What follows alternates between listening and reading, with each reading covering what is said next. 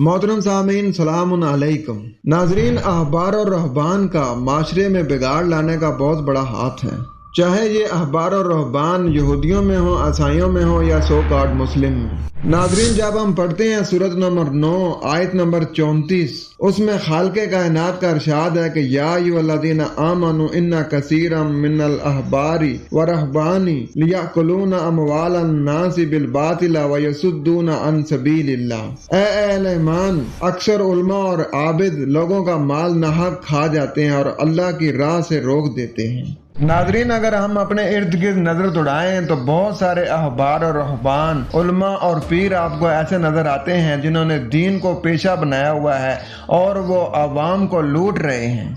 और हर फिरके की ये कोशिश है कि मेरे फिरके की तादाद ज्यादा हो जाए। नाजरीन, अवाम का ये हाल है कि आम बंदे से लेकर पढ़े लिखे तबके के जो लोग हैं वो सारे इनके जाल में फंसे हुए हैं।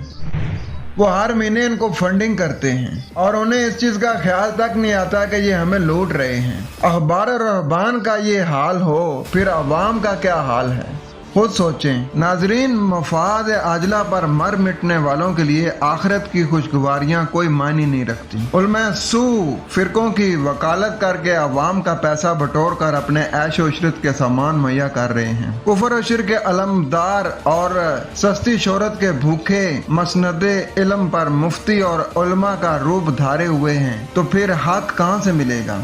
किताबुल्लाह की जगह गैरुल्लाह की किताबों का प्रचार है। शख्सियात के बुत जगह जगह इंसानों के दिलों में घर बना चुके हैं। इन बुतों को तोड़ना या इनको दिलों से निकालना सोमनाथ के बुत तोड़ने से भी ज्यादा मुश्किल काम हो गया है।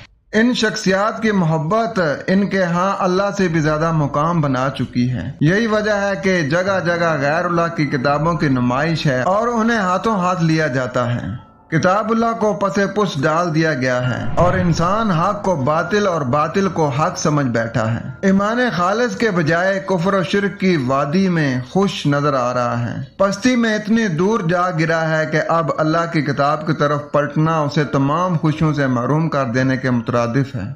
लेकिन यह नादान इंसान जिस चीज को खुशियों से मरहूमियत का नाम देता है, यही चीज तो उसे खुशियों से माला माल कर देगी। लेकिन ये बात मुफाद आजला पर मर मिटने वाली अकल नहीं समझ सकती। ये बात सिर्फ अक्ल सलीम रखने वाले अफराद ही समझ सकते हैं जो आखिरत पर ईमान रखते हों। फिर उनके लिए अल्लाह की राह में माल और जान देना कोई मुश्किल नहीं लगता। फिर वो इस नूरे किताब के जरिए लोगों को अल्लाह की तरफ बुलाएगा। ना मौत का कोई गम और ना जिंदगी की कोई खुशी उसे इस पैगाम पर चलने से सुस्त कर सकेगी, क्योंकि यकीन हो जाएगा कि बर्बादी तो सिर्फ उन लोगों की है जो कुरान को छोड़े हुए हैं और इंसानों की लिखी हुई किताबों में अपनी जिंदगी का निजाम ढूंढते हैं। आयत मुलाजा फरमाए, अल्लाह ताला की जात फरमा रही है कि फवैलुल लिल्लज़ीना यक्तबूनल किताब बिअयदीहिम सुम्मा यक़ूलूना हाज़ा मिन इंदिल्लाहि लियश्तरू बिही समनन कलीलन फवैलुल लहुम मिम्मा कतबत अयदीहिम फवैलुल लहुम मिम्मा यक्सिबून।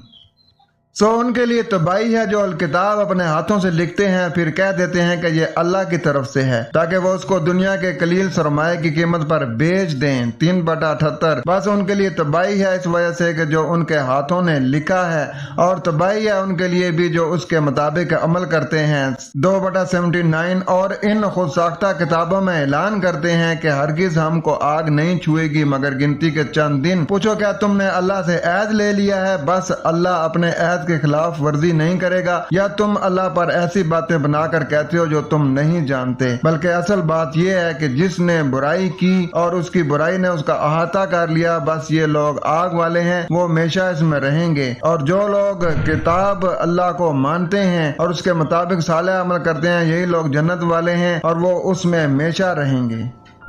कुरान का फैसला हमेशा के लिए जहन्नम, वहां से निकलना नहीं। आप बताएं, जहन्नम से शफायत से निकलने वाला तस्वर कहां से आया? आयत बता रही है कि ये नजरिया इनकी खुद साख्ता किताबों का पैदा करदा है, ये कुरान का नजरिया नहीं है। शफाअत का अकीदा अल्लाह के यहाँ शिर्क है। तो नाजरीन, अहबार और रहबान अपने हाथों से किताब लिखते हैं और फिर ये कह देते हैं कि ये भी अल्लाह की तरफ से है।